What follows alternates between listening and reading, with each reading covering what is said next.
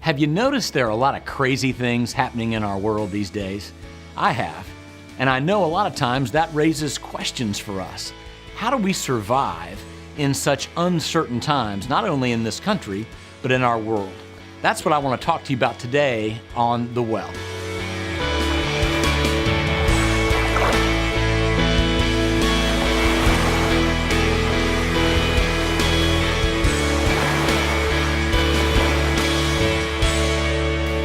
Today on The Well, Dr. Swanson reveals a survival guide for life's challenging times. and in our Living Water segment, Steve Cahill is able to look up, even when it seems the bottom has fallen out. and now with a fresh drink from The Well, Dr. David Swanson. Last week I got my mail and I was going through it one day as I normally do, and I got this kind of brown manila envelope that was about this big, and it didn't have a return address, but it was handwritten. Normally I don't open those, but I thought, well, I'll at least explore a little bit further, and so I took out some papers that were typewritten, a little stack about that thick, and I looked at it and it didn't really make much sense to me, so I looked kind of in the envelope again, and there was just a small little piece of paper, and I pulled it out, and it was a personal note to me that said, David, I wanted to be sure you know that the world's going to end in 2025, and you should manage your ministry accordingly.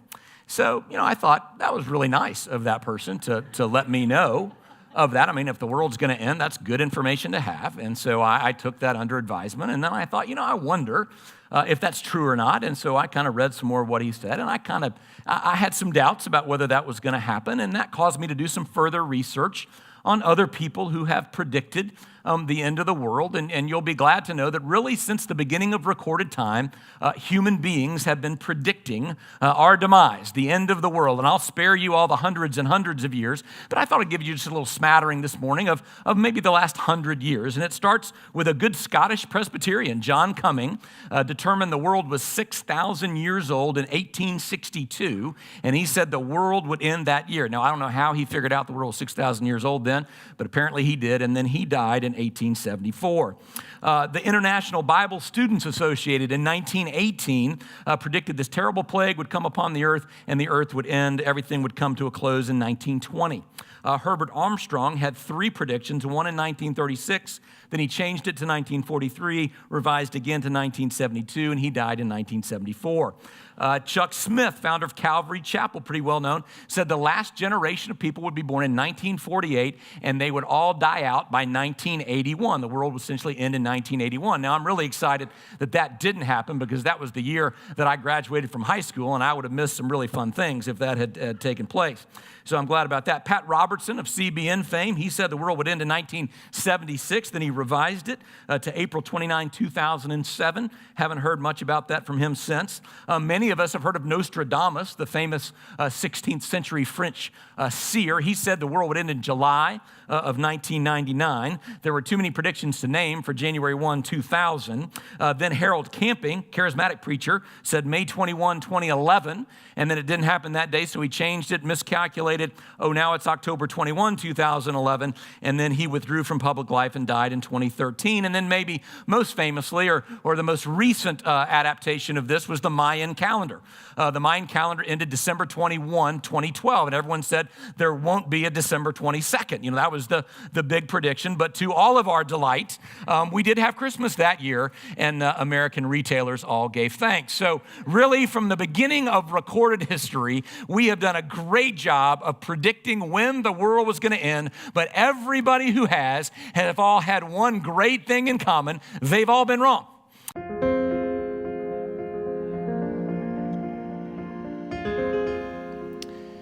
In today's Living Water segment, we have the opportunity to hear the story of Steve Cahill, as we've talked about how we survive challenging times in our lives, uncertain times. Steve has certainly had his fair share of those, and it's a marvelous story of God's faithfulness. I can tell you that about August and September of 2008, we all became of the crash in the marketplace with Lehman Brothers and the stock market. When it first started, we thought it was going to be something pretty short term. We had been through a number of these and thought, well, maybe 6 months it would be over. But pretty soon it became evident that this was going to last a long, long time.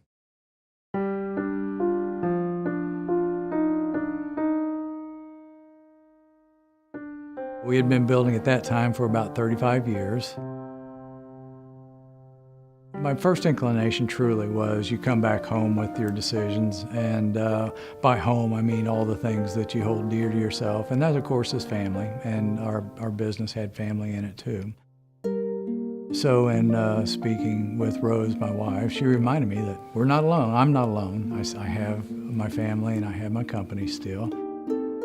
It doesn't always get better right away, and the Lord certainly had a time to teach me all of this.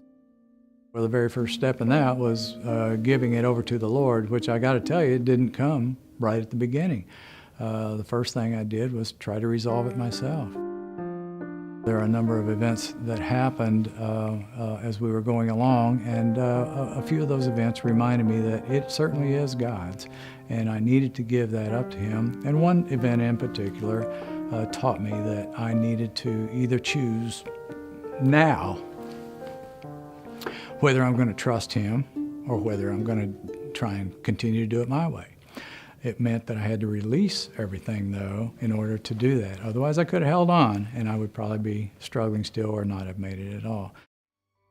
It took us 2 years to go through that. In December 31 of 2010, in the midst of this, I was praying and asking Him to show me, do you want me to do something different, Lord? Is a builder where you want me to be? Or should I be a blueberry farmer? Or should I be go learn how to do a different trade or something? And His answer was no, stay right where you are.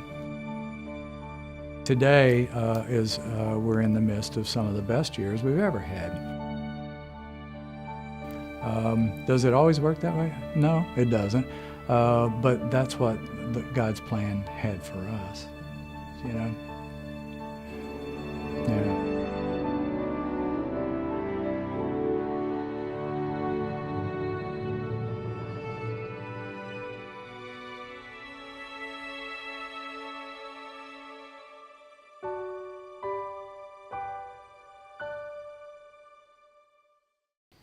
What a great story to see the life of a man who, in spite of very challenging and difficult times, stayed the course, was true to God's word, and God demonstrated His faithfulness in Steve's life. He stayed calm, he stayed true to his faith, and God, in the end, proved faithful.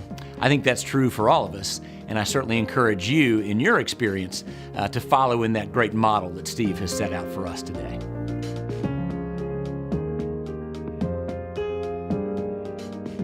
We have done a great job of predicting when the world was going to end, but everybody who have all had one great thing in common: they've all been wrong.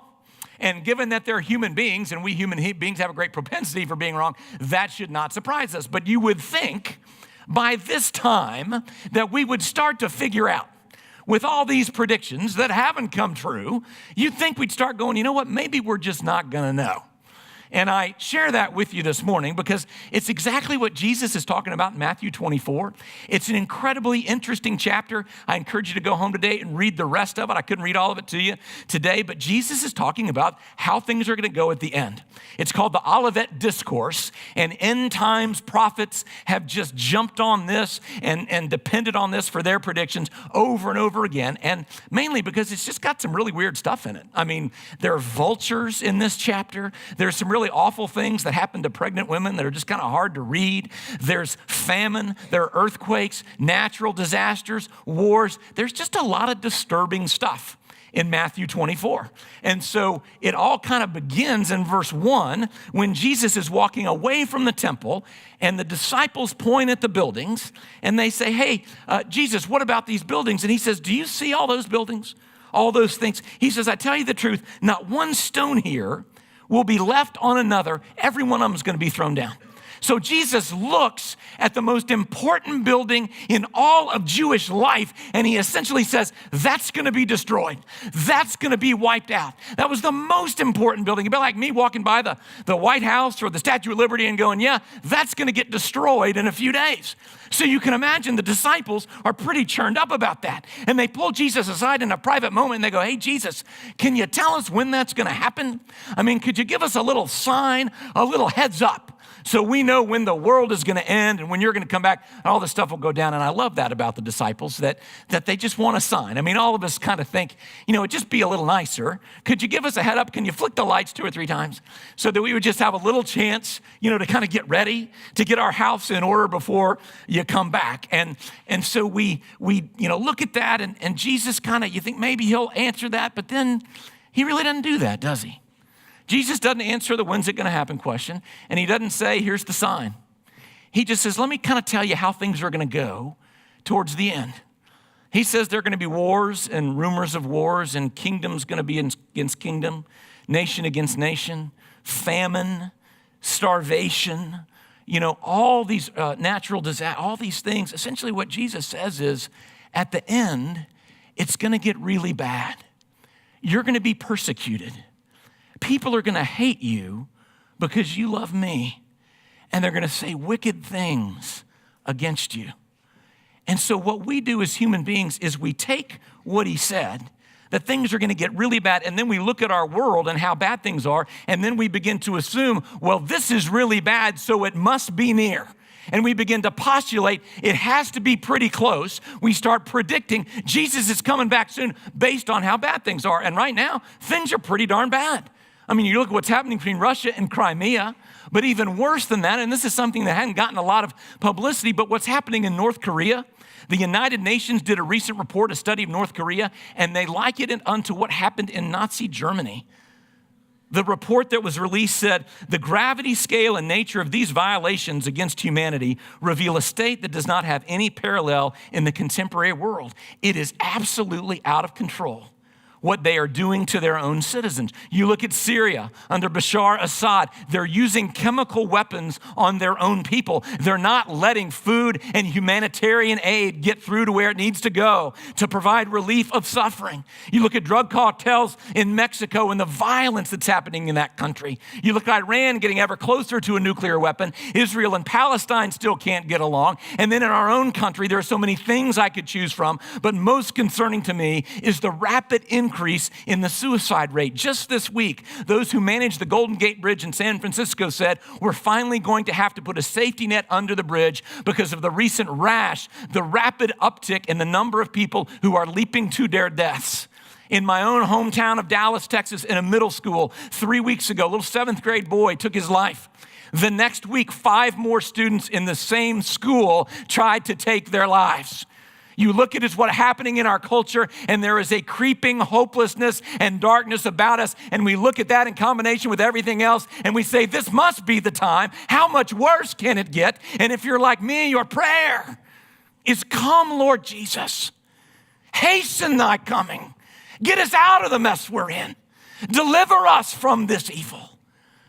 But we simply cannot assume that because things are bad, that means Jesus is coming, because this isn't the first time things have been bad. If you look just 40 years after Jesus died, the Roman general Titus laid siege to Jerusalem, and the Jewish historian Josephus wrote of that siege. Then did the famine widen its progress and devoured people by whole houses and families. The upper rooms were full of women and children that were dying, and the lanes of the city were full of dead bodies of the aged. The children also and young men wandered about the marketplace like shadows, all swelled with famine, and fell down dead wheresoe'er their misery seized them. 1.1 million people died in the siege of Jerusalem. Friends, this is not the first time that human beings have done despicable things to each other.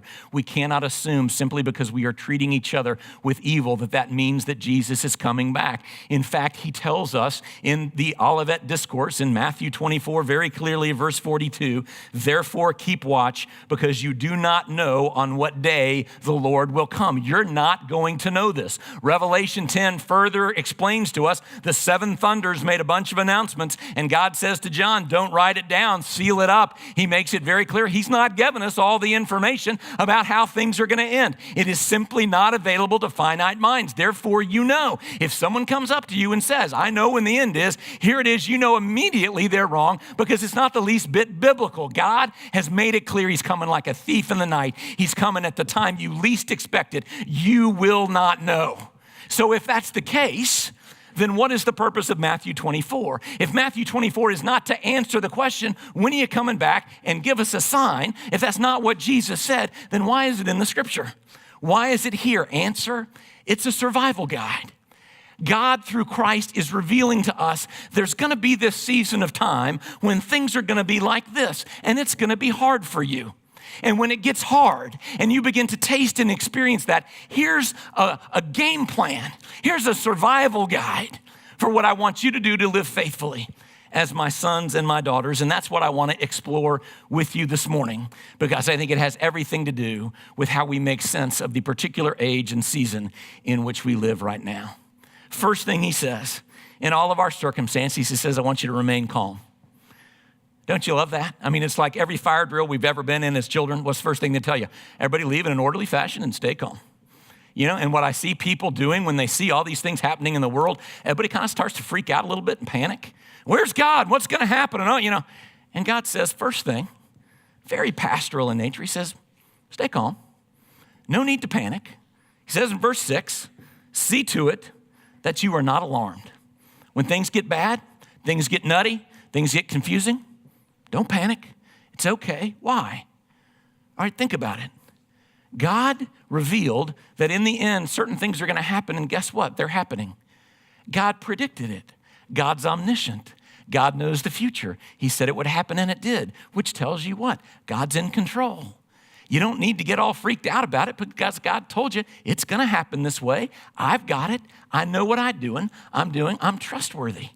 You know, first time I ever had surgery, I had an operation on my left lung, and I was, as you might imagine, pretty freaked out about it. I especially did not want to be put to sleep and fought that for as long as I could, about 3 seconds. And then, you know, I kind of went into it. But before the operation, the doctor could tell I was just really quite uptight. And he said, David, look. He said, you just relax. He said, it's going to be fine. Here's what's going to happen. You're going to wake up in the recovery room, and here's who you're going to see, and this is how you're going to feel, and your throat's going to hurt because you've had some tube down it, and then the next day your body's going to kind of do this, and then the second day it's going to do this, and then probably on the third day you're going to go home. And so sure enough, I wake up in recovery, and that's exactly what happened. The people he said I would see, I saw. The feelings I had in my throat, I had.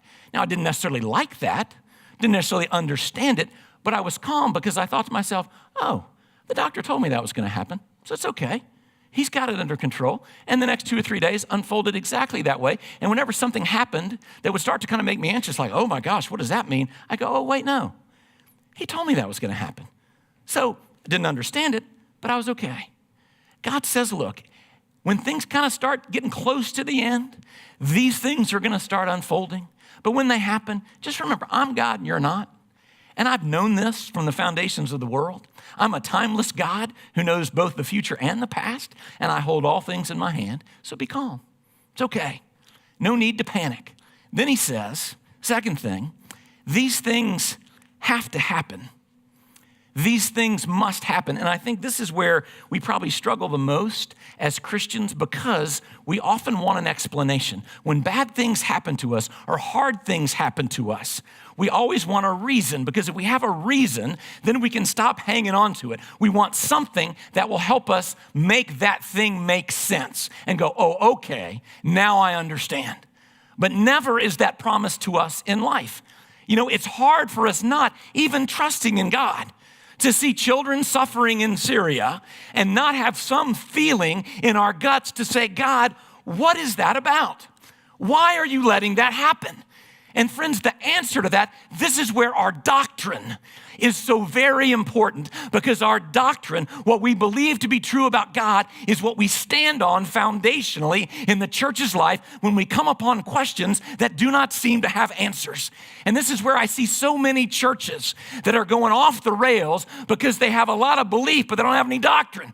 They don't know what they really believe at the end of the day, other